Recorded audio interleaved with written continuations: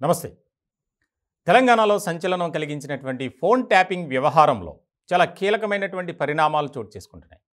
ఇప్పటికే ప్రణీత్ రావుతో ఎవరైతే సంబంధాలు కలిగి ఉన్నారో, ముఖ్యంగా డిపార్ట్మెంట్లో కొంతమంది అధికారుల ఇళ్లలో సోదాలు జరిపారు. అలాగే హైదరాబాదులో ఒక ఛానల్కు సంబంధించినటువంటి మేనేజింగ్ డైరెక్టర్ ఆయన నివాసంలో కూడా సోదాలు జరిపారు. సోదాలు జరిపినటువంటి క్రమంలో కొన్ని కీలకమైనటువంటి డాక్యుమెంట్స్ను కూడా స్వాధీనపరుచుకున్నారు. ఒక మాజీ ఐపీఎస్ అధికారి ఇంటెలిజెన్స్ విభాగంలో చాలా కీలకంగా వ్యవహరించారు. ప్రణీత్ రావుకి సపోర్ట్ చేసినటువంటి ప్రధానమైనటువంటి వ్యక్తిగా ఆయన పేరు ఇటీవల వినిపిస్తుంది. ఆయన ఇంట్లో కూడా సోదాలు చేశారు. అయితే ఈ ఇద్దరు కూడా అందుబాటులో లేరు. ప్రస్తుతం సిట్ ఎవరైతే స్పెషల్ ఇన్వెస్టిగేషన్ టీం ఉందో ఆ టీం అనుమానం వ్యక్తం చేస్తుంది. ఇద్దరు కూడా విదేశాలకు పారిపోయారు అనేది ఎక్కువగా వినిపిస్తుంది. దీనికి సంబంధించి ఇంకా కొంతమంది అధికారులు ప్రణీత్ రావు బంధువుల ఇళ్లల్లో కూడా సోదాలు జరిగాయి. చాలా కీలకమైనటువంటి పరిణామంగా మారింది. అలాగే కొన్ని మూసీ నదిలో పడవేసినట్లు హార్డ్ డిస్క్స్ తాలూకు సమాచారం ఇచ్చినటువంటి క్రమంలో పోలీసులు వాటి దగ్గరికి అంటే ఎక్కడైతే పడేశాడో ఆ ప్రాంతానికి ప్రణీత్ రావును తీసుకువెళ్ళి అక్కడ గాలించగా కొన్ని దొరికాయట శకలాలు. అలాగే అనంతగిరి అటవీ ప్రాంతంలో కూడా కొన్ని దొరికాయి. చాలా కీలకమైనటువంటి పరిణామాలుగా మారే. ముఖ్యంగా ఈ వ్యవహారంలో కొంతమంది తెలుగు సినీ పరిశ్రమకు సంబంధించినటువంటి హీరోయిన్లు అలాగే దర్శక నిర్మాతలు ఫోన్లను కూడా ట్యాపింగ్ చేశాడు అనే ఆరోపణ బాగా వినిపిస్తుంది. దీనికి సంబంధించి మరొక కేసును నమోదు చేశారు. అలాగే కస్టడీ పూర్తయినటువంటి సందర్భంలో మరొక 3 రోజులు కానీ 5 రోజులు కానీ కస్టడీ కోరుతూ పిటిషన్ వేయడానికి కూడా అధికారులు సన్నద్ధమయ్యారు. చాలా కీలకమైనటువంటి పరిణామంగా మారింది తెలంగాణలో ఈ ఫోన్ ట్యాపింగ్ వ్యవహారం.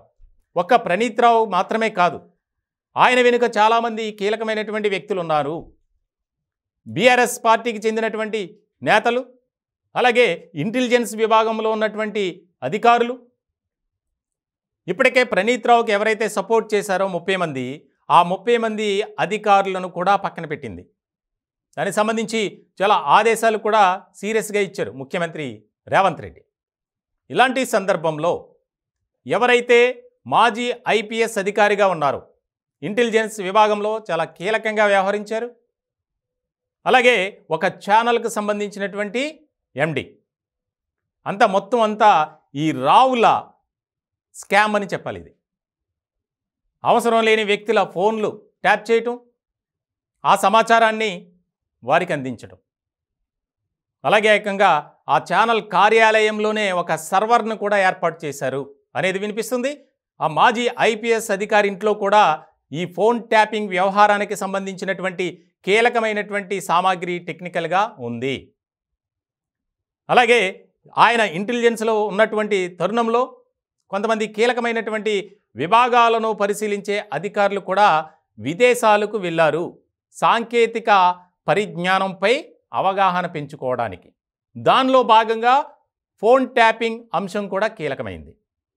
ఇలాంటి సందర్భంలో అందరూ కలిసి ప్రణీత్ రావుని వాడుకున్నారు. ఆయన కూడా ఇష్టారాజ్యంగా అక్రమంగా అడ్డగోలుగా వ్యవహరించారు.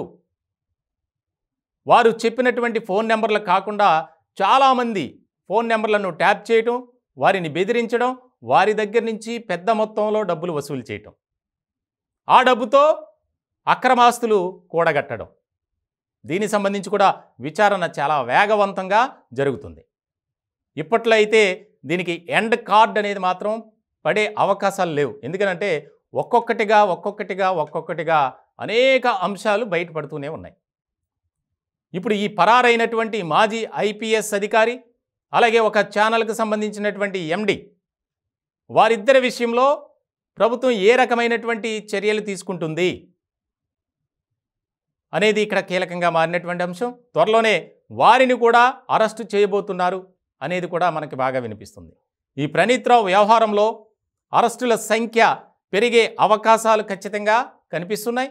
దీనికి సంబంధించి ఇంకా విచారించాలి. ఈ కస్టడీలో భాగంగా ప్రణీత్ రావు ఇచ్చినటువంటి సమాచారం ఏదైతే ఉందో ఆ సమాచారాన్ని బేస్ చేసుకొని అనుబంధంగా మరికొన్ని కేసులు కట్టడం, దానికి సంబంధించి ఆ విచారణను కూడా ఇప్పటికే ఇంటెలిజెన్స్లో ఉన్నటువంటి చాలామంది అధికారులను, కింది స్థాయి సిబ్బందిని విచారణ బృందం పూర్తి స్థాయిలో విచారించింది. వారందరినీ అందుబాటులో ఉండాలని ఆదేశాలు జారీ చేసింది. ఇటువంటి తరుణంలో వ్యాపారస్తులు కూడా కొంతమంది ప్రణీత్ రావు వ్యవహారంపై, రావు గ్యాంగ్పై పోలీస్ స్టేషన్లో కంప్లైంట్ ఇచ్చినటువంటి పరిస్థితులు. ఇటువంటి సందర్భంలో చాలా కీలకంగా మారేటువంటి అంశంగా ఇది మారబోతుంది. రానున్న కాలంలో ఈ కేసులో చాలా ముఖ్యమైనటువంటి వ్యక్తులు అరెస్టు కాబోతున్నారు అనేది మాత్రం ఖచ్చితంగా మనం చెప్పాలి. ఎందుకంటే దీని విచారణలో భాగంగా ఎన్నెన్నో ముఖ్య అంశాలు బయటపడుతున్నాయి. ఇప్పుడు తెలుగు సినీ పరిశ్రమలో ఉన్నటువంటి కొంతమంది కీలకమైనటువంటి వ్యక్తులు, వారు కూడా హీరోలు, హీరోయిన్లు, దర్శకులు, నిర్మాతలు, వారి ఫోన్లను కూడా ట్యాప్ చేశారు అనేది ప్రధానమైనటువంటి ఆరోపణగా వినిపిస్తోంది. రానున్న కాలంలో ఈ వ్యవహారంలో చాలామంది బయటకు వస్తారు. ముఖ్యంగా పోలీస్ డిపార్ట్మెంట్లో ఇప్పుడు మాజీలుగా ఉన్నటువంటి అధికారులు, అలాగే ఆ ఛానల్కి సంబంధించినటువంటి ఎండీని అదుపులోకి తీసుకుని విచారిస్తే ఇంకెన్ని విషయాలు బయటపడతాయి అనేది కూడా ఇక్కడ కీలకంగా మారినటువంటి వ్యవహారం.